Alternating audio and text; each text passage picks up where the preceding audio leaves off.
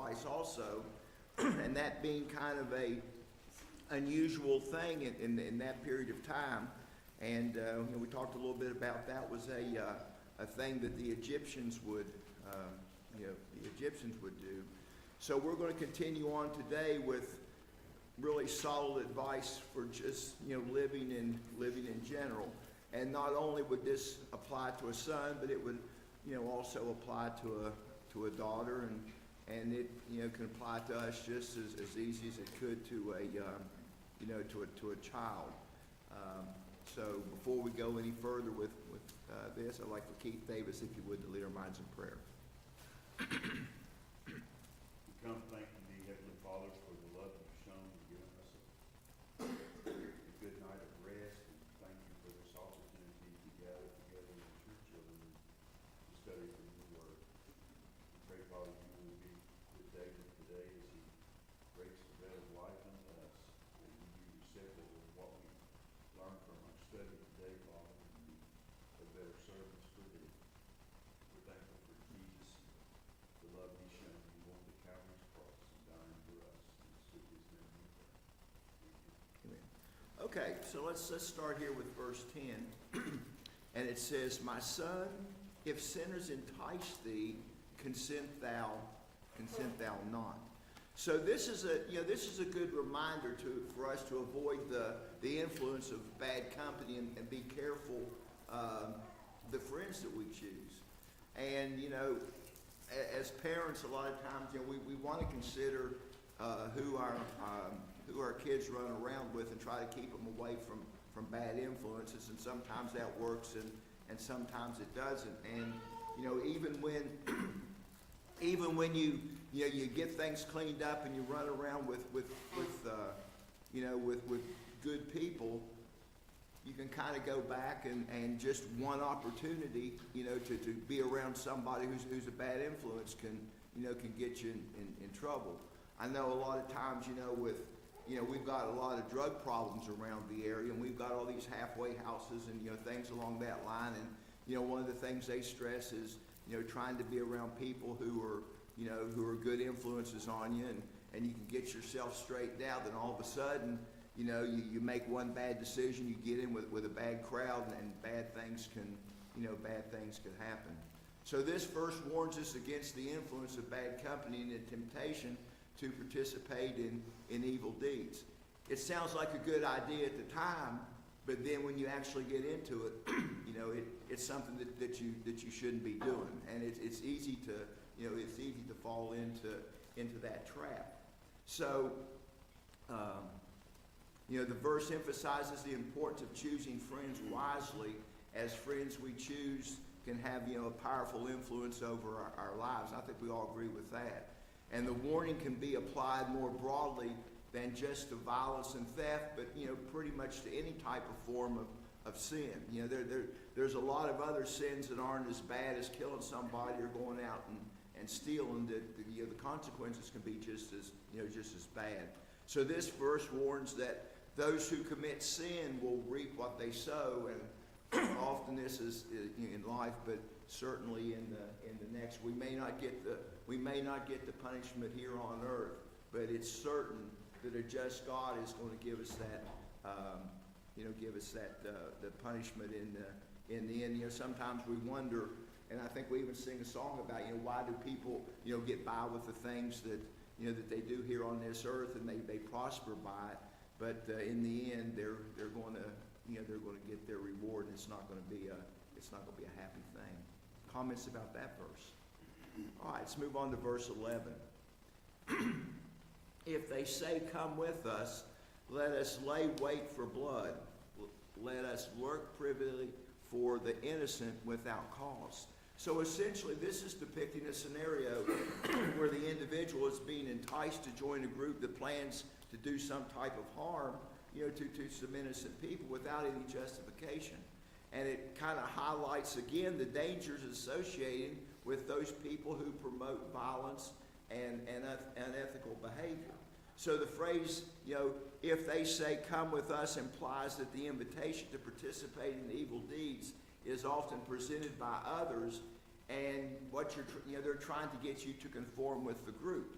And, that's kind of a natural thing that, that humans have. When there's a group, they kind of like to conform to the group and kind of fit in.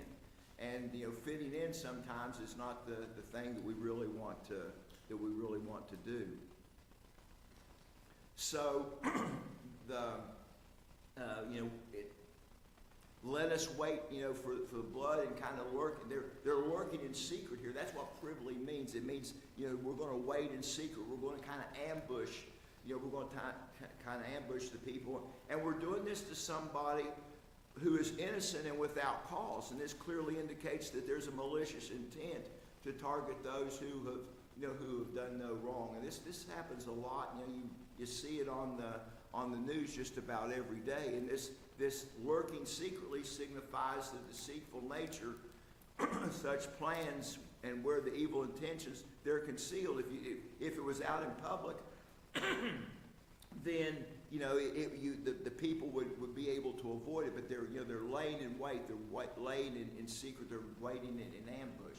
And this verse serves as a reminder to be cautious of the company that we keep and to be actively resistant to peer pressure that could lead to harmful actions. And this really speaks to, especially for young people, they have to set their moral compass, and it has to be set early, and they have to know what their values are, and it has to be ground in, as it were, so that instinctively that they know that this is a bad situation and they need to stay out of it.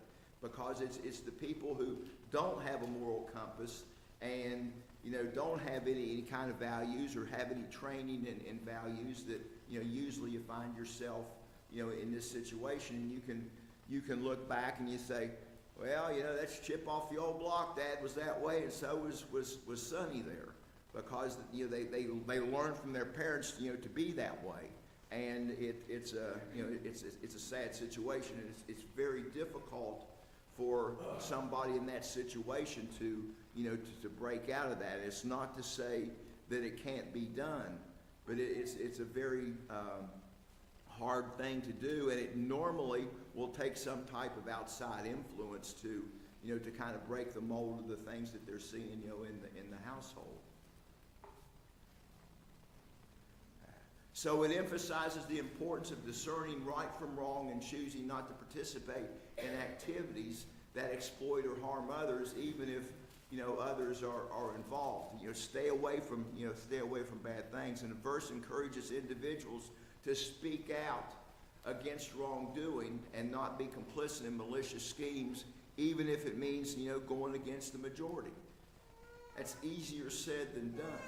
But it's an important thing, and it goes back again to training at home and a little bit of practice in doing it. You do it a couple times and you see that the world is not going to come to an end because the group doesn't like you. There's other groups out there that you can get involved in that would not cause such same type of problem.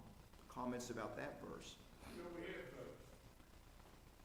words over in the New Testament, not necessarily this, but when you go to a area Christian, try to talk to him, get him to repent, it cautions you. Be careful not to get drawn in to what he's doing.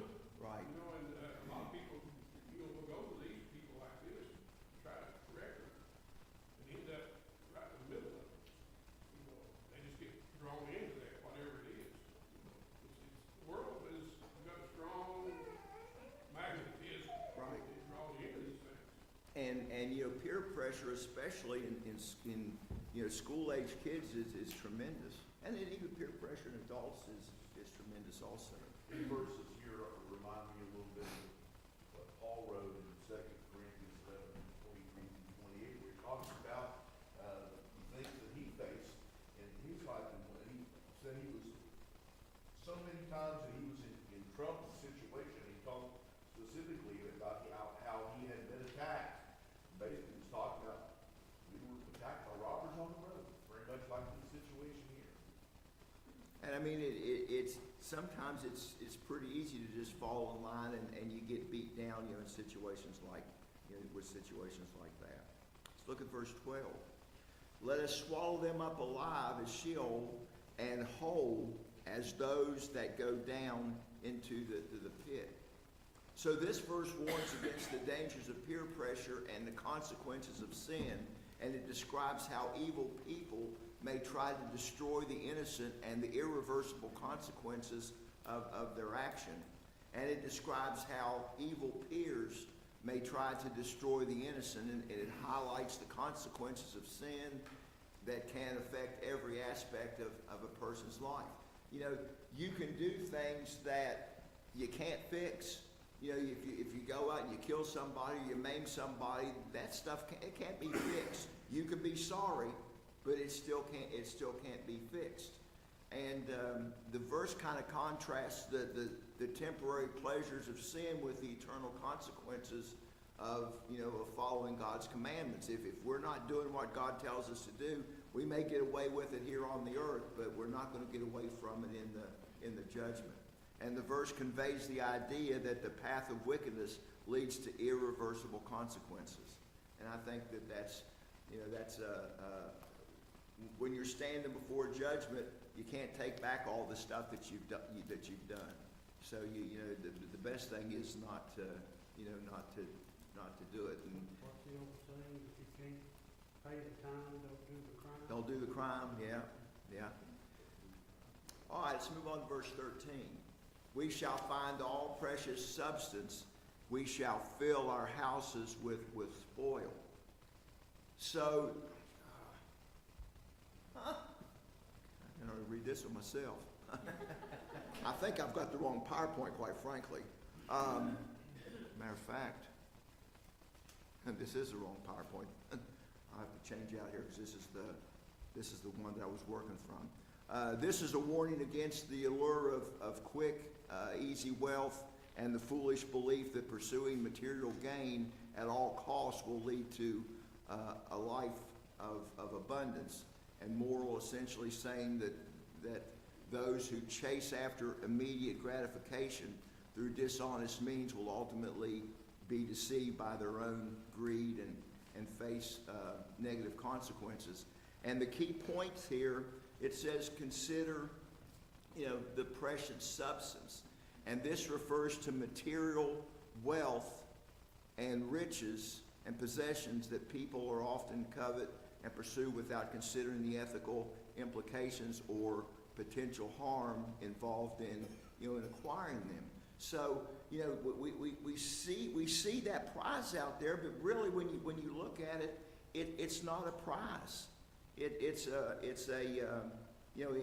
bad thing. And it says, fill our house with spoils. This signifies the idea of gaining wealth through dishonest or illegal means, like plundering or stealing, emphasizing the recklessness of those whose priorities, materials, gain all else. So, you think about that even today. That senator, he had all that stuff. The guy had it made. But you know what? He got caught, and he was getting new cars, he was getting money and gold bars and all that kind of stuff, and he got it dishonestly, and now all of a sudden that was his priority, and now it came back and it haunted him. And it says here, foolish thinking.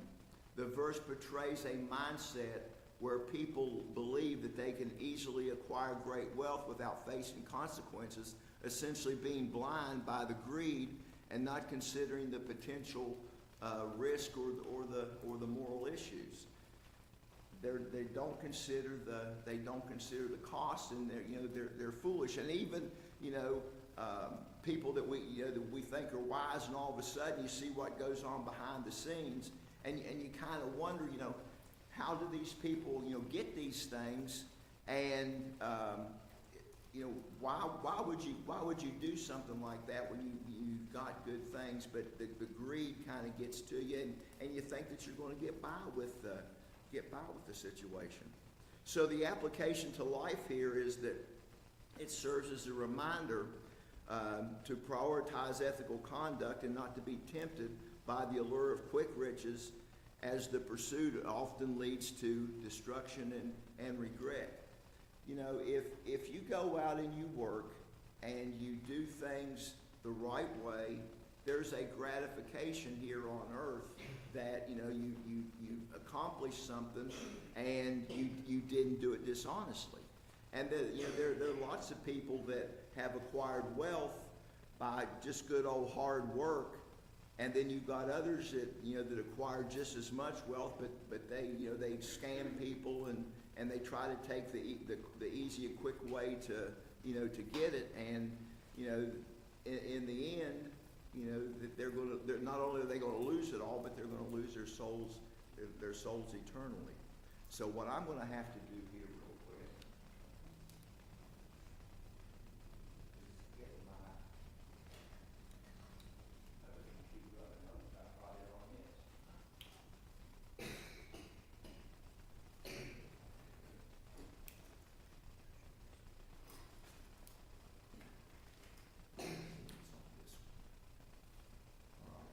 I'm going to mess this up here, I think.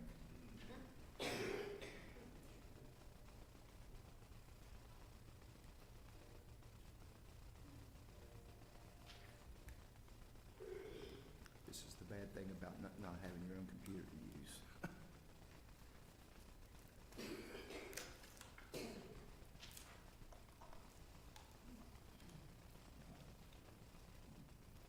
When you talking there about possessions that people covet, I thought of the NFL players that have their trophies and everything, their sports memorabilia, and now someone's breaking in and stealing it. Mm-hmm.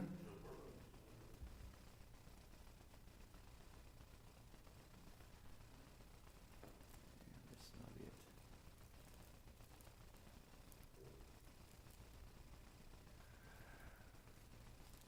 Maybe I know how to get off of this thing now.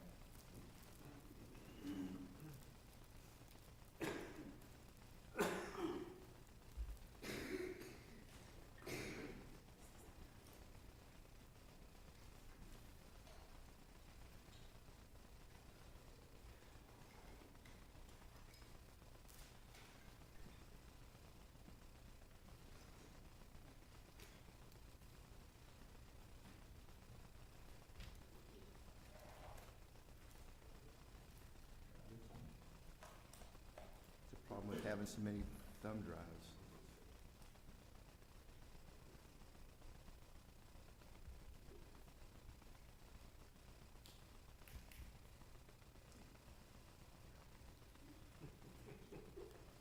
That ain't it either. They want to do a first day class? Bet you I don't have it on my other one either. Oh, well.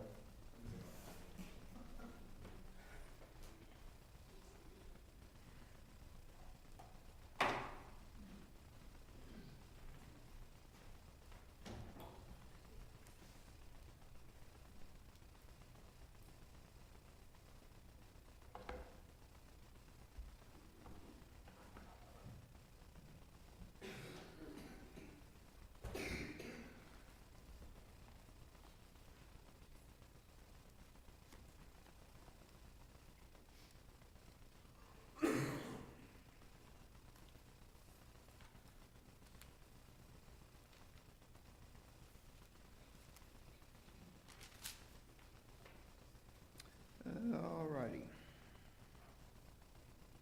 Verse 12. Let us follow them up alive as the grave as a whole, and those that go down into the pit. We just did that one. We shall find all precious substances, and we shall fill our house with spoil. We've done that. Cast in thy lot among us, and let us have one purse. So basically, what these people are saying is, you know, come on in. We're going to kind of put everything together, and you're going to, you know, you're going to get a part of it. And so, you know, we've got a bad situation here. We're going to ambush somebody. We're going to steal everything we've got or they've got. Then we're going to put them into a situation where that we're going to cast put everything together, and you're not even gonna get the whole deal. You're just gonna get your portion of it, and a bad situation. So here's the admonition here in verse 15. My son, walk not thou in the way with them, refrain thy foot from their path. In other words, don't get close to these people, and don't walk the path that they're doing, because it's going to end up in a bad situation for the child there to be in with this, with this particular group. It says, for their feet run to evil and make haste to shed blood. Here's why you want to stay away from them. These people are out there looking for this to happen, and don't get into this mess, because once you go down this path, you're not going to be able to come back from it. And it may look like a bright and shiny path until you get on the path, and the bright and shiny path either takes you off a cliff or runs you into a multiflora rose bush, in a situation like that. It's So, starting out, huh? it's starting out as robbery, now it's ended up murder. Right. Shedding blood. Right. It's worse. Right. Verse 14 reminds me of something. I love old film noir movies from the 40s and the early 50s. Mm-hmm. Love them. And of course, a lot of those are dealing with robbery, or Mhm. gangs, or heists, capers, wherever you call it. And it seems like in most of those stories, very much like verse number 14 there, they make a claim, well, you join us, we're going to split the loot. We're going to share the loot. But what happens a lot of times in those movies is the person who's in charge will buck off people that were in the gang. Right. And so there is no guarantee, even when you put that first sentence, that that's going to happen, because when greed enters in, people do rash things. And that verse very much is like that, saying, well, it might look good, but you don't know what you're getting into. Right. Well, and you plan the whole thing out, and a lot of those same type of movies, all of a sudden somebody gets shot, and they get killed, and that wasn't in the plan. And it goes downhill from there. It reminds me, there back, I don't know, a couple elections ago, they talk about elections have consequences, and the story was told about a man who was getting ready to die, and he was getting the preview, and they were previewing heaven and they were previewing hell. Well, they previewed hell first, and it was a beautiful place, and people were happy and all these types of things, and they were previewing heaven. Of course, heaven was wonderful and everything. And the fella dies, and he says, "Okay, what are you going to choose?" He says, "Well, heaven is really pretty nice, but I really think I think I want to go down there to hell, because those people were having such a good time." So then he says, "Okay." So he sends him to hell. Gets down there, and those people were miserable. They were burning and all that kind of stuff. Well, you made your choice. And he says, and the point was, elections have consequences. Well, you chose, and now you're going to have to live with what you chose. And that's kind of what we're talking about here. There was a conscious decision to do this, and it looked good on paper, and now it turned out bad, and now they're going to have to live with the consequences of the things that happens. And one of the things that a little bit that I have taught in school is, it seems like now that there's no consequences for the kids that when something goes bad. And in life, there's consequences. And we're not teaching our kids enough about, you do something stupid and you're going to win a stupid prize. And they don't think about the consequences. They just willy-nilly do something, and they don't see consequences when it doesn't. It's not serious consequences. You do something stupid, you get in a little bit of trouble. but little things, it's like kind of like the broken glass theory. You know, they talk about you go around, you see a lot of broken out windows and stuff, there's no law enforcement. Well, what does that lead to? Well, it started out with a broken window, now it ends up being a riot. So, there's a lot of good wisdom here in, staying away from this, because it may not turn out the way that you want it to, that you want it to turn out. Any other questions or comments about those verses? David, that whole section, 10 through 19, Mm-hmm. it almost reads exactly like a street gang, how they operate. It's exactly right. Carjacking, shaking down people and businesses and their money. You're exactly right. So, Exactly right. All right, let's look at verse 17. Surely in vain the net is spread in the sight of any bird, and they lay wait for their own blood. They lurk privily for their own lives. So here they are. They've got this thing out there, and they're not seeing it. It's there, and it's going to come back, and it's going to come back and get them, and it's in secret. They're not, they're going along, and they don't see what's going on in this situation, and eventually it's going to be their own blood that's going to be shed in the deal. Comments about those two verses? All right, let's move on to verse 19. So are the ways of every one that is greedy of gain, which taketh away the life of the owners thereof. So, they're going to get caught in the trap that they set for the other person. Now, obviously, they're not going to get it the same way, but they're going to end up the same way. They killed somebody, and they're going to end up getting killed also. Of course, nowadays the death penalty kind of is thing that people, kind of frown on. I remember one time in class, old Carl Lucas was a state trooper. He used to sit back there, and they asked him, he said, "Carl, what do you think of the death penalty?" And he says, "You know what? There's no repeat offenders." And it's kind of like the situation, like the situation here. Okay, so, if you get greedy of gain and all this stuff, it's going to take away not only the life of who you stole it from, but it's going to take away your life also. It may not be here on this earth, but it's going to take your life away, and you're going to end up in eternal destruction. Comments about that verse? All right, let's look at verse 20. Wisdom cries out without, she uttereth her voice in the streets. So, the wisdom here is there. We're telling you what the situation is going to be, but she's out there. It's out there to be had. The problem is we have to take that wisdom, and we have to learn from the things that that's out there. Comments about that verse? Now, here in verse 21, we're kind of seeing the start of a situation where wisdom is being personified as a woman.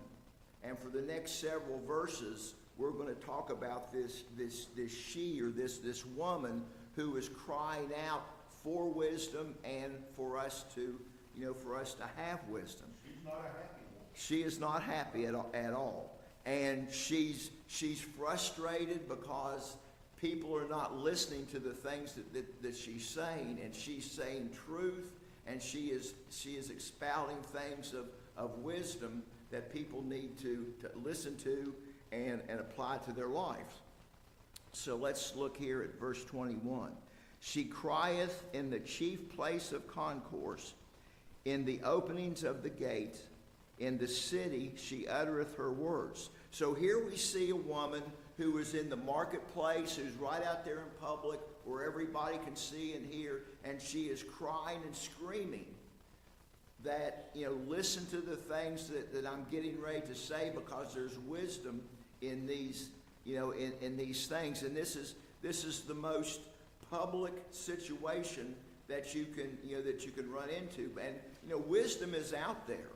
And it's out there freely for people to have. And, God tells us that, if we pray for wisdom, He's going to depart that wisdom on it. But you know what? We've got to kind of do our part of the deal too. It's just not going to fall on to us. We have to play, we have to play our part here. So here she's crying out in a public place for people to listen to what she's, to what she's saying. So let's look at verse 22. It says, "How long, ye simple ones, will ye love simplicity? And the scorners delight in their scorning, and fools hateth knowledge." Listen, people, to what I'm saying. This is something that even the most simple-minded person can understand. It's not any type of great mystery or anything. It's out there for everybody to see, and even the person with the lowest intellect can understand, what I'm getting ready to say here. But there's people out there that they're just scorning all of this, and they're delighting in the things that they're doing to scorn this wisdom and this woman for the things that she's saying. Like, they're better than she is, and she doesn't know what she's talking about, and their intellect is far above hers. They're scorning and they're downplaying the things that she says. And this one about fools hate knowledge, that is so true. There's people out there that are so foolish, they don't want knowledge. It's kind of like the old saying, we talk about this in hazardous materials class: a fool rushes in where angels fear to tread. And you got somebody that they have no knowledge. They think that and they don't want to know it, because you can't teach them anything, because they already know everything. And this is a sad situation to be in. And she's pointing this out. And this is obvious to anybody that has lived alone. Even today we have people that not only they go their own way, but they resent people who have knowledge. Absolutely. And they almost like denigrate it because, well, they don't like the fact that someone's smarter than they are. Yeah, and they want it to completely be their way. And sometimes in life it can't be our way every time. It's nice, but when you put yourself in a situation where not only are you harming yourself, but you're harming others because of your lack of knowledge. And sometimes there can be terrible consequences for somebody who is leading a group that has no knowledge of what's going on. I think the smartest person in the room is the person who realizes that they need that. Right. Yeah, you're right. And there's kind of where the wisdom comes in. Kind of the older you get, the more you understand that you don't know everything in the world. I think sometimes you can have knowledge. Well, take Judas. He walked with Christ for 3 years. All the teachings and all the sayings and all the wisdom and the knowledge of Christ imparted to these men. He didn't listen. He had no idea what Christ was telling him. Right. He chose to go his own way. It went in one ear and out the other. And that's a sad situation. Verse 23. "Turn you at my reproof, behold, I will pour out my spirit into you, and I will make known my words unto you." So basically, here's this woman wanting to expound this knowledge to these people. I've got the information that you need. I know what the situation is, and I am pouring out my soul to you to listen to these things. She's doing this as sincerely and as passionately as she can to try to get these people to listen to him. She's trying to correct the things that are going wrong, and she's not, they're not listening to what she's saying. It says, "Because I have called and ye refused. I have stretched out my hand, and no man regarded. She is, she's giving the information out, but nobody is listening to, to what she says. And you can see a certain frustration in here that she knows what the outcome is going to be if her information is not followed, and they don't obtain the wisdom that that they need. And of course, knowledge and wisdom kind of go together. You've got to have a certain amount of knowledge, and to help you with your with your wisdom. If you don't, you can be a wise person in a lot of ways, but you get into something you have no knowledge about. Probably what your wisdom is going to be is, I need to stay out of this deal because I have no idea what's going on. It's kind of like, when you put something together, there's this thing called instructions. And when all else fails, read the instructions after you've tried to put it together about 6 times and broken a couple pieces and it didn't go quite your way. There's kind of where the wisdom comes in. You didn't have the knowledge to do the job that you did, but eventually after failing several times, the wisdom will pop in and say, well, maybe I ought to follow the instructions. And again, the older you get, the more you decide that you probably ought to read the instructions before you start putting stuff together, especially this electronic stuff. That happened with King David when he tried to move the Ark of the Covenant. And others reached up, they had it on a cart. Right. And the next few verses, he learned how it was supposed to be done, supposed to be carried. Right. He learned the right way. He read the instructions. He read the instructions. But the bad thing about that was he knew it to begin. He knew the instructions to begin with. He just had to reread them in a situation. The right way may not be the convenient way. Right. That is I know so. I've said this a couple times, and my dad's favorite saying was, "You think education's expensive, try ignorance." Boy, that is the truth. Absolutely, that is the truth. Okay, so let's look at verse 25.